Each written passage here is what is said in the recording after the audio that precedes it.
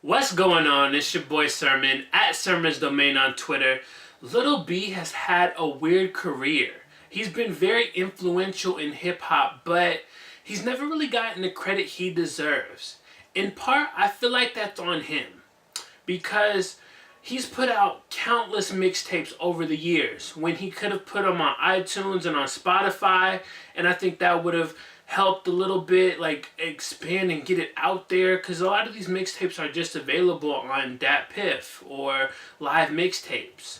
Another thing is that Lil B rarely tours, which is a huge income source for rappers, as well as something that helps them stay relevant. Like you being on the road and constantly touring and stuff, it just continues to keep your fan base happy.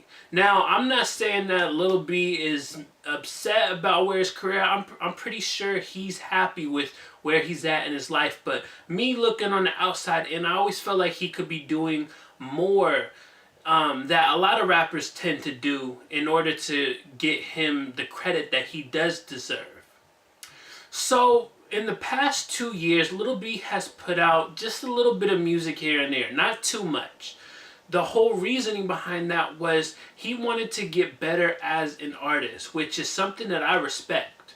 Lil B's never been the best rapper alive. He's never been the greatest lyricist to ever walk the planet, but he's carved a niche and he wanted to continue to build on that. So he took 2 years off in order to become a better rapper. And it really does show on what he calls his first official mixtape titled Black Ken. Fun fact, and if you're a diehard Lil B fan, then you know Black Ken's origins date back to 2010. He was going to put out Black Ken as a mixtape. It would have just been another one on Dat Piff or whatever. The cover art came out, and surprisingly, 7 years later, he's decided to keep that same cover art. And it still looks as good as it did back then. If improvement is what Lil B set out to do, then Black Ken embodies that perfectly. I feel like Black Ken is a lot more polished than anything in his mixtape catalog. I would say that you can break this album up into thirds. The first third would be what I would deem an 80s basic rhyme pattern section.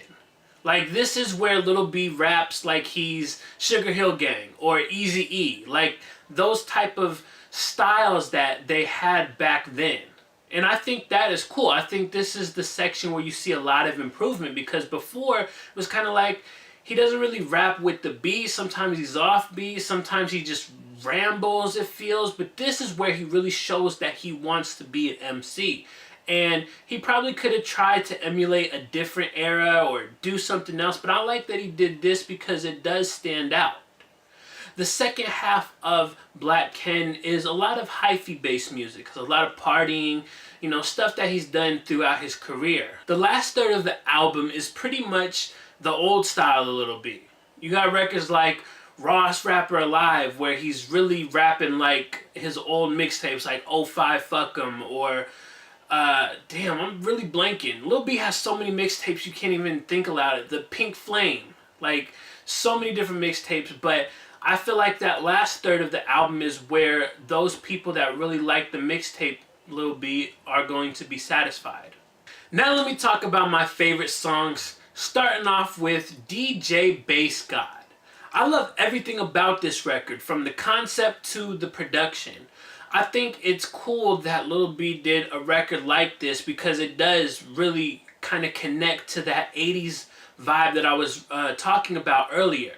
It's like Lil B's on stage rapping and the bass god is his DJ. It's a cool concept. It's one that sort of reminds me of LL Cool J's Rock the Bells. LL Cool J and Cut Creator, his DJ, going on that record and just having fun. I think this is a lot more intimate. Lil B's record is a lot more intimate than that. It's less energetic, but still, in my opinion, like in that same vein.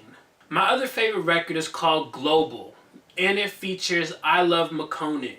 Lil B is someone who always knows how to have fun, whether it was in his music or the videos that accompanied them. He was always looking like he was in a good mood, and Global is just one of those records that is head nod worthy. You just listen to it and you're like, okay, this is great, this is dope. It'd be good hearing it in like a live setting at a club or a performance. It's also the sole guest feature. As I mentioned, I Love McConan is on here doing a hook, and he does a verse / a bridge towards the end. And it was just like, I don't know, I'm wondering in my head, like, why is McConan the only person on this project? What made McConan so special that Lil B decided to have him and have a feature at all? Also, one more thing to note that applies to this record but also applies to the entire project. When you listen to it, it's entirely produced by Lil B. And that is impressive because, like I said, there's sections of here. It's not just one type of production. So you can tell that Lil B not only wanted to get better as a rapper, but he did step his game up as a producer as well. With 27 songs on Black Ken, it was inevitable that there would be a song on here or two that I just wasn't feeling. So let's break it down in my least favorite song section, starting with Zambose in San Jose. Now, I don't hate this record fully. No, not at all. I think the record shows potential, but Lil B never really gets there. Zambose never hits its stride, mainly because it's just a hook and a beat. There's no verses on here. I'm thinking, okay, maybe he's just letting the beat rock. And then we go back to the hook again. And then, okay, maybe there's going to be a verse on here or something. He's just trying to show us how great this beat is. But it never really happened. And then I'm like, okay, the song's over. There were no verses on here. So it felt like an incomplete record. The other thing that I had to include in my least favorite section is the hooks of Raw and What's Up JoJo. What's Up JoJo is just... I mean, they're both unbearable hooks in my opinion. What's Up JoJo is just very repetitive, and it kind of, I don't want to say it ruins the song because I like the verses, but it does put a hinder on it. With Raw, I just feel like that's one big auto-tune overload. I'm listening to it, I'm like, this, sometimes there's just too much auto-tune, and this is one of those moments. Black Ken is the perfect Lil B mixtape. By now, fans know to expect a longer project from him, so I don't think there's any complaint there. 27 songs is nothing compared to some of the old mixtapes that Lil B put together. And having waited a few years for this project, I'm sure nobody is complaining because they're getting more where, they had to wait this entire time. For me, I really enjoyed the first 8 songs. That is the first section, the 80s vibe. The rhyming pattern, like that section was great for me. I don't feel like it's too different from what Lil B has done in the past, but I feel like it sounds the best in my opinion. It shows the most promise. I wouldn't be surprised if Lil B continues to get better as a rapper because it's clear that he wants to. On one of the songs, Lil B says, "To be a rapper, it's an honor." And I think Black Ken really shows that he is living up to that. He really feels honored to be a rapper. Now you can sit here and say whatever you want about Lil B, but I feel like Lil B is hip hop. You can't doubt that. At the end of the day, how many rappers of Lil B's caliber are saying that they want to get better and actually display that with their project? It's very far and few. So those are my thoughts on Lil B's Black Ken. Once you listen to this mixtape, let me know what you think about it in the comment section below, and then like the video, subscribe to the channel if you're not already, share the video.